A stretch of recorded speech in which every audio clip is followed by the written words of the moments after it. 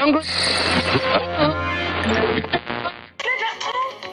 c'est le printemps. Une passion pour l'environnement, c'est une passion pour tous les autres, c'est une passion pour la géopolitique. Attaché au bien-être au travail. Souvent, l'idée de bien-être au travail, c'est physique. Le bien-être, c'est important. Pas trop de bruit. pas Oui, trop mais de- l'environnement, c'est plus général. Comme sociologue. Bon, parlons environnement.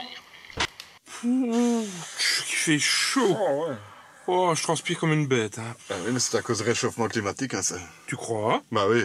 Ah, évidemment, c'est à cause de toutes ces usines qui polluent. C'est dégueulasse, hein. Ouais, mais on peut quand même pas fermer toutes les usines, hein. Oh.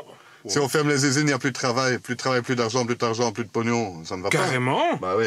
Qu'est-ce qu'il faut faire, alors? Bah, il faut polluer le moins possible en restant compétitif. Changer les habitudes, faut changer les habitudes. Oh, mais ça, c'est pas facile, hein. Moi, je suis habitué à mes habitudes, hein. Ah oui, mais bon, il faut faire un effort, hein. Et chacun doit faire un effort, ça même, hein. On peut faire un effort dans son quotidien. Faire un effort dans le journal? Il faut faire un effort dans le journal? Mais non, c'est pas ça qu'il dit. Quand il dit faire un effort au quotidien, c'est dans la vie de tous les jours, pas dans le journal. Bah oui. Ah, je me disais bien aussi, oui. Ceci dit, il y a quand même un petit rapport avec le journal. Ah, Ah, et qu'est-ce que tu fais avec ton journal quand tu l'as lu? bah je le replie, hein. Non mais, après, qu'est-ce que tu fais? Bah, je pèle mes patates au-dessus de mon journal. Ah, voilà. Tu fais ça, toi? Bah ouais. Ouais, je pèle mes patates en regardant les chiffres et les lettres à la télévision. Et Chiffre voilà. les lettres. T'aimes bien Tu ça? regardes les chiffres et les lettres? Bah oui, oui. Bon, non, j'aime pas tellement. Hein. Je trouve ça assez pelant. Mais comme je pèle mes patates, je trouve que ça va bien ensemble. Ah Voilà. oui, comme c'est pelant, oui. T'as un cas quand même, toi. Hein? Bah ouais, ouais. Ouais, bon, et alors quoi, qu'est-ce que tu fais avec ton journal après? Oh, bah je plie tout le bazar à la poubelle, hein. Et tu jettes le journal dans la poubelle à journal et les épluchures dans la poubelle à épluchures? Non, tout le temps. Ah, mais c'est voilà. ça qu'il faudrait faire, pourtant. Ah, tu contribues à la pollution. Ah, bon, ouais. Tu devrais trier. Mettre l'un dans l'un, l'autre dans l'autre. Ouais. D'accord. Bon, d'accord, c'est un bête exemple. Hein, mais bon, c'est avec les bêtes exemples qu'on obtient les meilleurs résultats souvent. Les meilleurs résultats. Donc on va faire un message. Toi aussi, tu sais contribuer à la sauvegarde de l'environnement. Ah oui, dans ton quotidien. Voilà. Un beau message. En ce qui concerne l'environnement, il y a une vraie prise de conscience des délégués syndicaux sur les problématiques environnementales, que ça aille de la gestion des déchets jusqu'à l'émission de substances à l'extérieur de l'entreprise, etc., ou les économies d'énergie. On a une lourde responsabilité du système économique. On a un système économique et une société de consommation qui va avec, mais c'est un système très vorace en ressources d'une part. Hein. On a par exemple dans le secteur tertiaire une augmentation très forte de la consommation d'énergie. Bon. Deuxièmement, c'est un système aussi qui maîtrise mal ses impacts au niveau de la pollution. Quelle est l'action syndicale, quelle est l'action des travailleurs dans un site économique ou dans un site de production?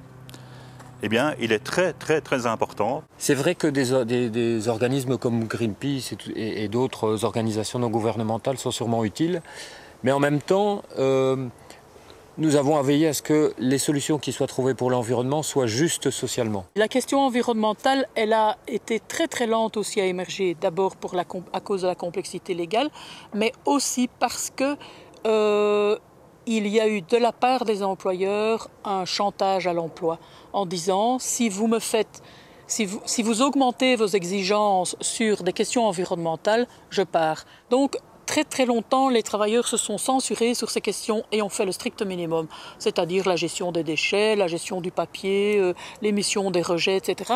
Mais il y a eu vraiment un blocage par ce chantage à l'emploi. Le syndicalisme d'antan, moi je appelle ça le syndicalisme d'antan, était beaucoup plus focalisé sur l'élévation matérielle et vers une hausse de salaire, etc. Mais la hausse de salaire, c'est bien, mais je trouve vivre dans un monde sain, et c'est mieux. À quoi ça sert de négocier du pouvoir d'achat dans les entreprises si en même temps ce même pouvoir d'achat est englouti dans des ressources comme l'énergie qui est mal gérée, etc. Comment ça se fait? Comment on peut parler de qualité d'emploi aux gens quand en même temps on laisse se dégrader la santé, l'environnement tout autour? Donc il y a une question de crédibilité. Pourquoi les syndicats doivent s'en occuper? C'est aussi parce que les travailleurs, les syndicats sont au cœur du système. Ils sont proches des problèmes, proches des solutions aussi bien souvent. Ils se trouvent aussi représentatifs. Donc on est très nombreux au niveau syndical, il y a 80 000 délégués qui peuvent agir dans les entreprises, pouvoir changer les choses au niveau par exemple belge.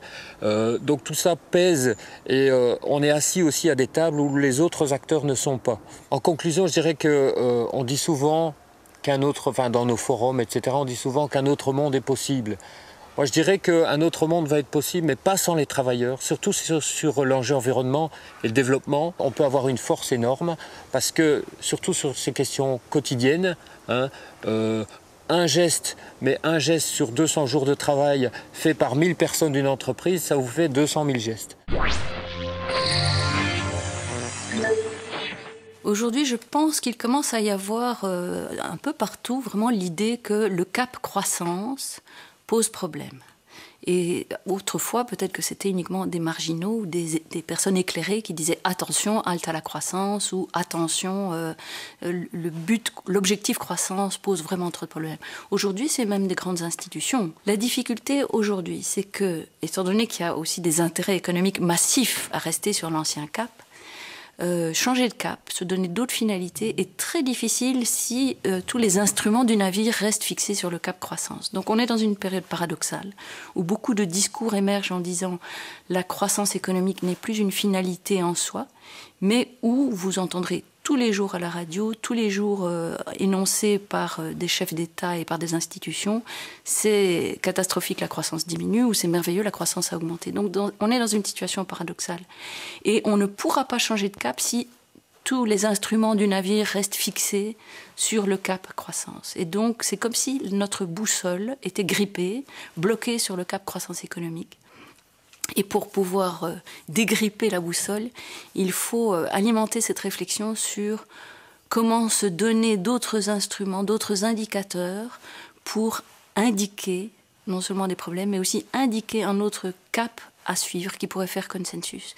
Donc c'est à la fois un problème de l'ordre scientifique ou technique, trouver un indicateur qui soit intéressant, représentatif des problèmes, mais c'est aussi un problème de consensus sociopolitique, de se mettre d'accord sur des finalités. Tu sais, au boulot, on récupère les eaux de pluie. Oui, et nous on prend le train gratos pour aller à Bruxelles. Oui, mais nous, on a installé des panneaux solaires sur le toit. Ouais, ben nous on trie les déchets. Oui, mais nous, en hiver, on diminue le chauffage d'1 degré par rapport aux normes. Oui, eh ben nous on mange bio chez nous, madame. Bon, tout ça c'est bon pour la planète. Oui, mais ça doit pas avoir des conséquences négatives sur l'emploi. Mais alors faut qu'on en discute. Eh ben oui, faut qu'on en discute. Mais pour une fois que je suis d'accord, ça sert à rien discuter. Eh ben t'as intérêt à être d'accord avec moi. Mais d'accord, mais pourquoi discuter alors ?